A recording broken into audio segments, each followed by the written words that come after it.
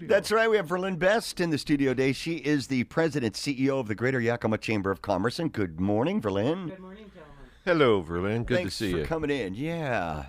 Hey, we're talking about, a whole bunch of stuff, but let's start out with COVID-19 and business. Didn't hear anything yesterday from the Yakima Health District Board meeting. So as far as we know today, there's no mandates for masking, right? Not as I see it. I think that when I'm out and about, it's just on a volunteer basis. What everybody feels good about. If they want to wear a mask, wear one, and if you Yeah. don't. Yeah, So, yeah. So, right yeah. now, it's kind of proceed as usual. And you were out last night, you Yes, say, I was. at a restaurant, and you saw that people walking in with masks and Yeah. taking them off when they get to the table. And Yes, Yeah. absolutely. And I went in, of course, without one and sat down and Oh. had a lovely dinner. Yeah. So Yeah, but we heard you were walking around starting Cherry's Jubilee fires around cooking stuff, and people were looking absolutely. for I looking live for those masks, moments. but they couldn't find one. So. Celebrity chef in the That's house. right, exactly. That's right. Well, what's going on with business? What are you hearing from people these days? Are they concerned about the governor coming down with some more mandates? They definitely are very concerned. The phone started ringing when I'm out and about. People are approaching me, asking me what they think's going to happen. Last night I ran to another couple that owned another business while I was out dining, and they said, "What do you think?" And I go, "Well, I'm afraid to think because I just can't think like our governor. I'm sorry, I just can't." Yeah. I try, but I just don't So get when it. you stop thinking, you find, hey, I'm thinking just like the governor. Oh, Yeah, it's a hard. These are some hard decisions to make, and I just don't see how a rollback's really going to help anything at this point. Yeah. Is still money available for small businesses, or is that pretty much run out? Well, there's different grants and programs that are coming out. I know that I get a lot of updates from some of the government offices of things that are available still to business. So there are some things out there, and they're welcome to call the chamber because we do get information on that every day from different offices. Yeah. But I guess the bottom line here is we just all have to get out there and just support our small businesses, right? Yeah, I you mean, absolutely.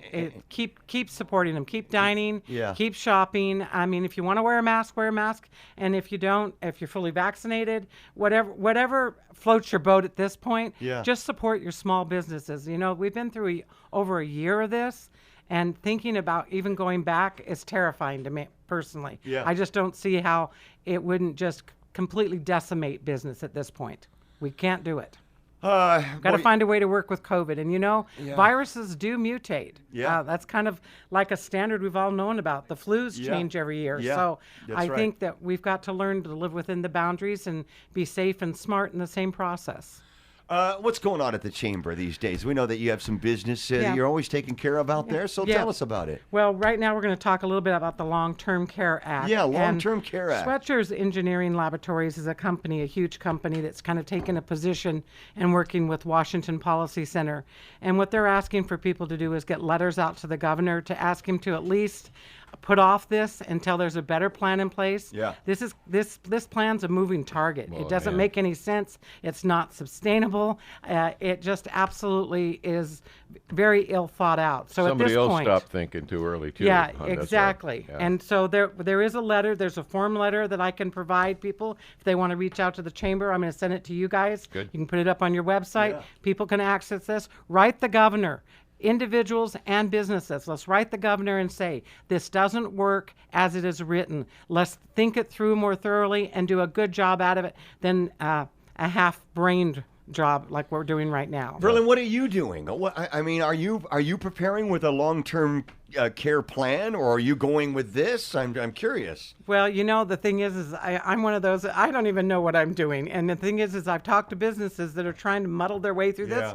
They don't either. I mean, Nobody I'm does, going really. I went to seminars and you just can't, it doesn't make sense. Yeah. It's not realistic. And it's not sustainable. It's really kind of just another tax. Some people on his staff need to talk to the insurance industry and find out just what others are telling us, how many of them have pulled back programs, and just how limited the marketplace is, and just how small the time frame is. Some people have said if you haven't got the ball rolling by now, you won't have enough time to get it done. Jeez. So there's a lot of things in the way on this. Yes, and if you really care about your constituents and you care about the business community, you would postpone this and come up with a much better that's thought out right. plan. I'm sorry. That's what you need to do. And after a year of what we've been through, to throw this into the mix is absolutely egregious. Again, we need to have better plans. And this one, people have told me he's determined and he's just going to push it through. Well, great. Let's fill his mailbox so full that he'll never be able to wade through it at this point. If you don't know what we're talking about, the Long-Term Care Act was created to reduce pressure on the Medicaid system, going to be paid for by a 0.58% tax on your wages, employee wages. And a lot of folks say, well, the program may be appropriate for many Washington state residents, such as those with average income or health conditions that prohibit obtaining private coverage.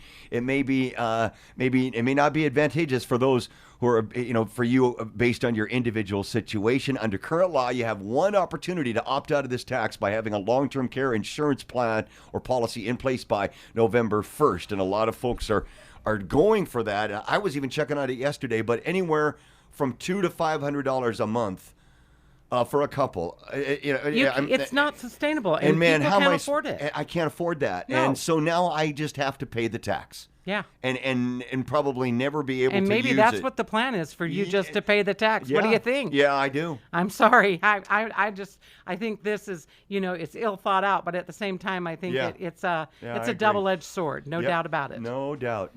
All right. Well, we'll put that information up on our website. Definitely. Politics.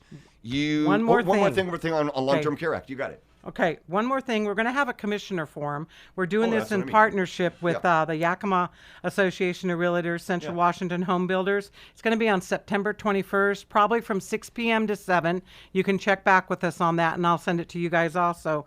And what we'll be doing is the commissioner forum. So it'll be LaDawn and Autumn, and we'll get to see what they both can present to us and what the future of our commissioner will look like. Excellent. So thank you, guys. Do you know where that will be held? We don't have a place for sure yet. We're working on that. But we do know it's the 21st from 6 to 7. And as of the primary, I haven't seen the most recently updated numbers, but it was fairly close. Within 10 percentage points. 48-52, something like that. Yeah. And so there's they both seem to have caught some attention with voters now. So here's another chance to help make that finite differentiation by seeing them side by side and getting the. Like I tell them, no sideline quarterbacks. Get in the game. Let's know who our candidates are, and let's get the best one in office. Absolutely. Verlynn, thanks. Anything else you want to add that you guys are up to, or? Nope, we're just working it along. If you need anything, you need to reach out to the chamber. If you're nervous about any of the policies or the information coming down, we do try to stay current. Please reach out to us. We're here. We work for you, and we're happy to do it. So thank you guys for having me again. What's your phone number where we can reach you? Yes, absolutely. 509-248-2021. Greater Yakima Chamber of Commerce. Everyone have a great day.